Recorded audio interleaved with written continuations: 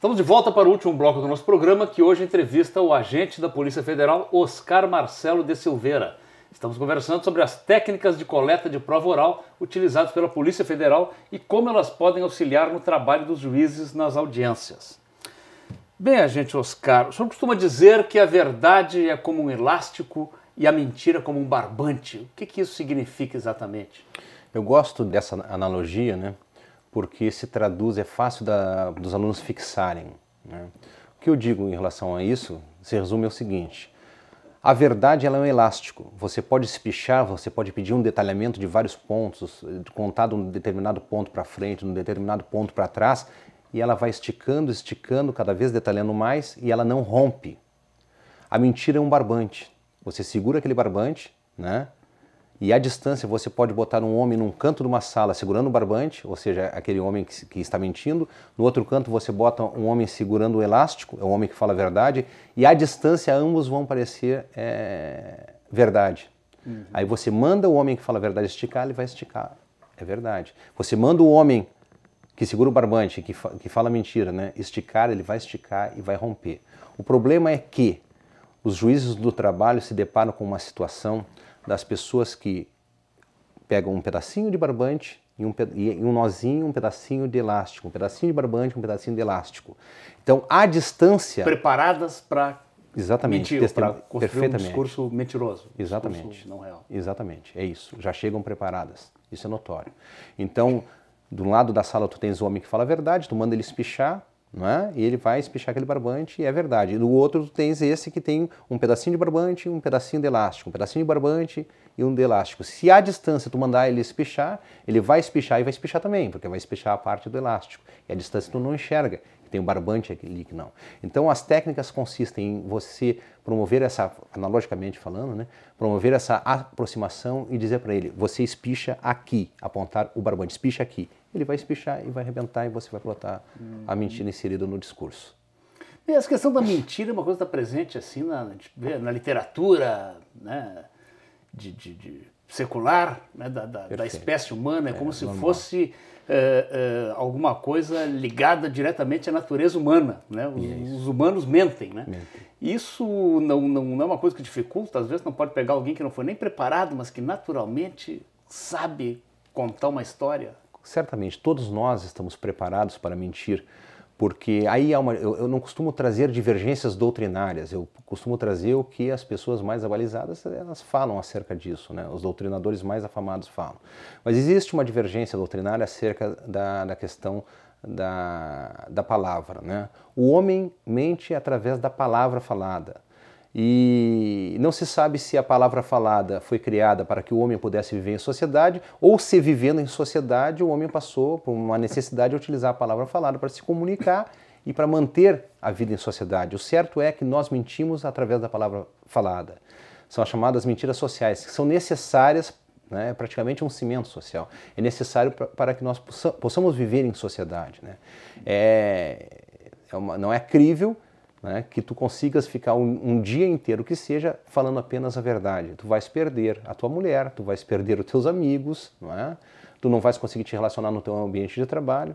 Não é? Imagina tu sendo juiz, chega a tua diretora de secretaria com um penteado esdrúxulo, ridículo, e pergunta, e aí, como é que ficou? Ficou bem e tal? E tu falar a verdade para ela. Né? Ou tu vais falar a verdade o tempo todo em relação às pessoas que tu tens uma briga com a tua esposa em casa, está saindo, passa pelo guardador de carros da garagem e ele pergunta, e aí, doutor, como está? Está bem? Tudo bem. Aí tu vai falar tudo bem, necessariamente. Não vai dizer, não, olha, nossa, tive uma discussão com a minha mulher, que ela me falou tais coisas. Quer dizer, nós falamos, segundo Gerald Gelison, ele diz que nós contamos cerca de 20 mentiras por dia, né? Mentiras sociais, e acessamos cerca de 200. Né? E Paul Ekman é um estudioso, né, do discurso não verbal, ele diz que nós contamos cerca de 3 mentiras a cada 10 minutos de conversação ininterrupta. Né? Considerando o tempo médio de conversação diário de um homem esses valores fecham. Quer dizer, nós mentimos muito e é necessário que nós mintamos, né? Tem faz parte da linguagem, da própria linguagem. A mentira faz parte da linguagem. Exatamente. Seria talvez um argumento de linguagem. Com certeza. Nós costumamos dizer, isso deve ser desmitificado, né? As crianças não mentem. As crianças mentem muito, né? Elas fabulam, né? E tal. Existem basicamente três tipos de mentirosos. Existem basicamente três tipos de mentirosos, né? Existem os mentirosos circunstanciais, que somos todos nós, né? Por que nós mentimos?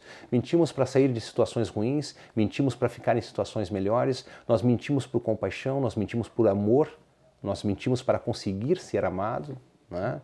As razões de nós mentirmos são as mais variadas, tá? E as crianças também mentem, elas necessitam inclusive de mentir para se desenvolverem, então, enquanto ente.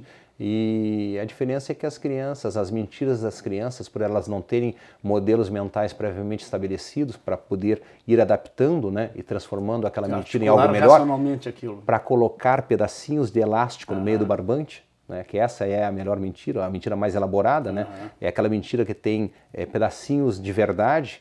E o mentiroso, ele costuma agir dessa maneira. Quando ele vai falar sobre aquilo, ele vai detalhar, ele vai espichar o elástico, ou seja, ele vai espichar a verdade, né? Então, um fato que não seria relevante à investigação, à apuração, né? Ele vai frisar várias vezes, tal, porque é verdade, é facilmente comprovável, né? Claro. Ele vai fugir do que seja mentira. Sim. Isso me recordou uma frase do Goebbels, o ministro da propaganda do Hitler, né? Dizia que é possível contar uma grande mentira falando apenas a verdade. É totalmente possível, totalmente possível.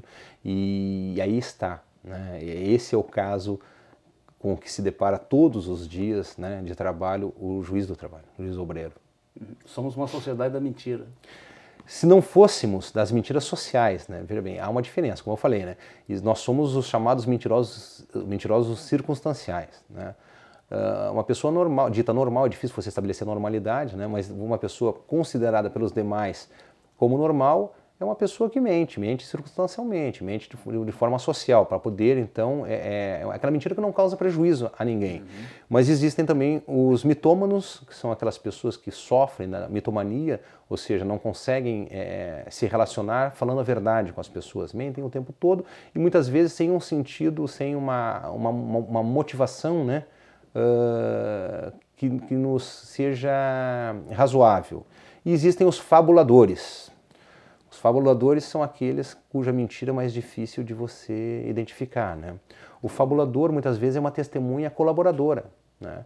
Em que te efetua a narrativa toda muito verdadeira, mas tem um determinado ponto, uma lacuna, que ela não sabe, ela não presenciou e ela tem vergonha ou não quer se passar por não colaboradora, né?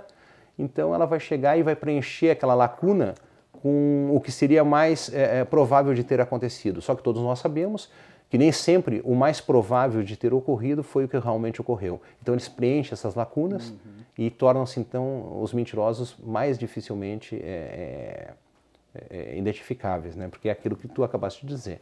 É uma verdade, né? Uma mentira, uma verdade,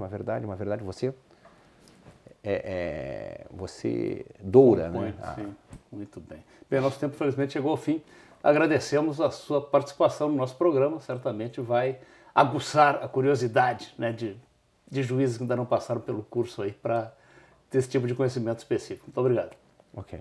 Chegamos ao fim do nosso programa. Hoje discutimos como as técnicas de coleta de prova oral utilizadas pela Polícia Federal podem auxiliar no trabalho dos juízes nas audiências. Nosso convidado foi o agente Oscar Marcelo de Silveira, professor da Academia Nacional de Polícia. Visite o nosso canal no YouTube. Após a barra é só digitar Justiça do Trabalho SC sem cedilha. Você também pode nos seguir no Twitter, no endereço TRT_SC. Se preferir, envie uma sugestão de entrevista para ascom@trt12.jus.br.